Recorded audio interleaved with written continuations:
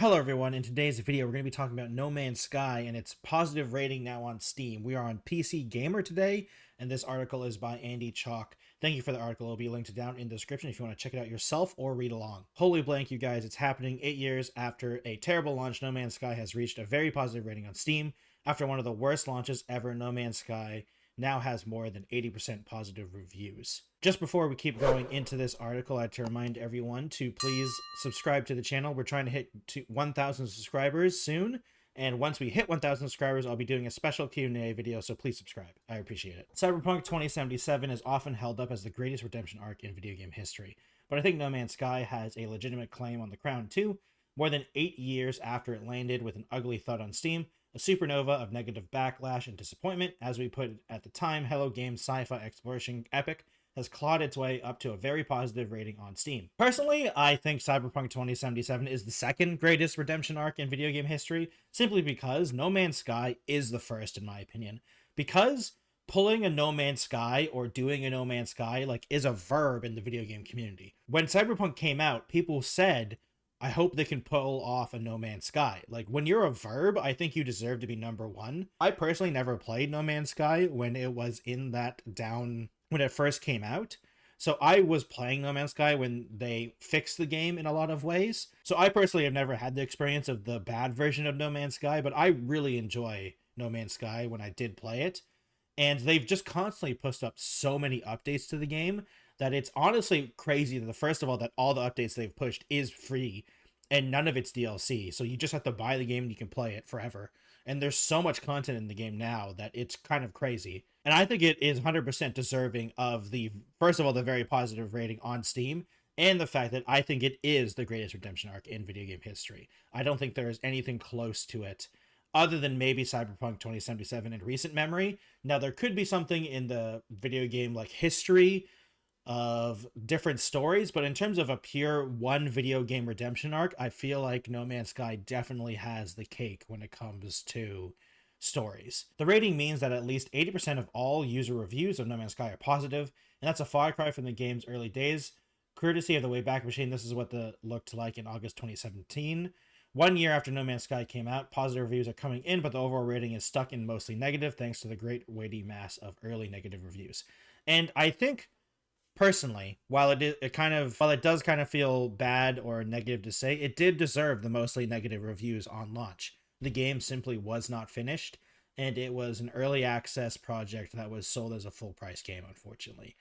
And it shows that the base, the underlining base game of what they thought and what they wanted to do with the game was good, but the problem is they just didn't have enough time to make it, and whether there's a lot of things you can talk about for that, but in the essence of it, it deserved this mostly negative rating even a year later, because there still wasn't a lot of content in the game yet. Even a year later, they squashed a lot of bugs in in that first year, I feel like, if I remember correctly, seeing the news and watching the space. But it really does feel like it was a early access game relaunched for full price, and it deserved that. And it just shows that once they actually could make a good game, once they had the time, it was a great game. That's a massive mountain to climb, but Hello Games stuck with it, releasing bug fixes and major updates alike that slowly but surely made the game to what players had expected from the beginning. It took 5 years and 17 free game-changing updates to hoist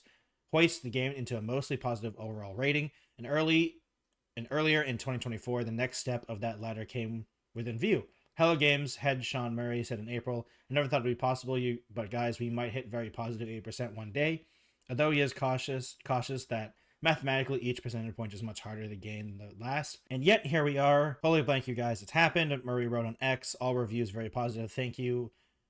Thank you. You have no idea what this means to us. And this is his tweet. And this is the very positive rating now it has. And I think the biggest thing is that, one, it is 5 years into development. But I think the biggest thing, honestly, is the 17 free updates. These updates are not small patches. They are legitimately game-changing. When you say, the funny thing is about the No Man's Sky updates is, the very first couple of the updates weren't as game-changing as the later ones. Because the later ones full on added brand new mechanics and stuff like that, like the building mechanics, the more of the aliens, the revamped of the story. And the earlier updates were more big patch stuff. Like they still updated a bunch of stuff, but there was more of, like, for instance, one of the bigger first updates was the revamp of the main story, and that was a big deal, but like it wasn't as big as like when they added a full on base building system or mechs, or when the most recent one where they added fishing, and I made a video on that, and it's just, or the when they added like the weird Halloween spooky stuff that's still in the game. And it's just crazy to say that all of this was free DLC. I think that's the biggest thing too. The fact that it was all free. They could have easily charged this by now. Like 3 years ago, they could have started charging for DLC, but they still refused to do so. Whether or not that's a good financial decision or not doesn't matter. And it's just the fact that it's just been so interesting and nice to see a game that just exists, and if you buy the game you can play all the stuff. You don't have to get DLC and stuff. Like, you just buy No Man's Sky and you have the product. And even another big thing is like their VR mode is also free. You just have to own the game and you can use be in VR and stuff like that, which is insane. I think that's even the most crazy one, when the VR mode isn't even DLC or a new game. Like it's crazy. It is, as we said earlier, a great symbolic win for hellogames, but not really a game changer in any particular sense. No Man's Sky is already a big sales success and widely regarded as an outstanding game. It's among the very few games to hold sports to our worst launches and best games lists at the same time. It is true. The Steam rating isn't going to have any real impact on the game's future fortunes, but symbols matter, and this is a big one. I do really think so. It just shows that if you stick with it sometimes, that you can, in fact, make a great game. There's a lot of games that release poorly, but if you stick with it, and I think the problem with a lot of other games that are bad on launch is that it is bad, but it's bad in like the worst ways, where it's like the core functions of the game, the core gameplay loop is bad, and there isn't a lot to build off of. The thing is, for the original No Man's Sky, at least from what I can tell from people talking about it, is that while the gameplay loop was very simple, it was very expandable. And it wasn't necessarily that the engine was bad that they built the game on. So it was a rough start because the game, it felt like it was one of those things where if No Man's Sky was released in early access on Steam for $30 US dollars, I don't think anyone would have had a problem with it. The problem is that it was released for a full priced $60 at the time game, and that has a big expectations for a lot of people. The full priced launches of a game, they expect a full game. Even today, where there are certainly less, I don't want to say expectations, or like the problem is that there's been so many games at full price that are just terrible now, but I still feel like you should have an expectation of a good game or a functional game when it is full price, no matter what the current state of the video game industry is. And for No Man's Sky, they weren't a full functioning, full price game. They were an early access game at best. And at least they turned this into an amazing game. Next step up in Steam ratings is overwhelmingly positive, recording at least 95% positive reviews. And that's likely going to be out of reach. By my extremely rough calculations, another 100,000 positive reviews and no negatives would nudge the rating up by 5 points, which would still leave it shy of the mark. As Mari said, the math is tough, but even that final number isn't obtainable. The new milestone is held an achievement by any measurement. And it's also one of the big things where if we see in this picture here, there's also so many reviews as well that, like, at this point, everyone knows No Man's Sky is a good game. So it's more of about like okay, do I want to buy it right now?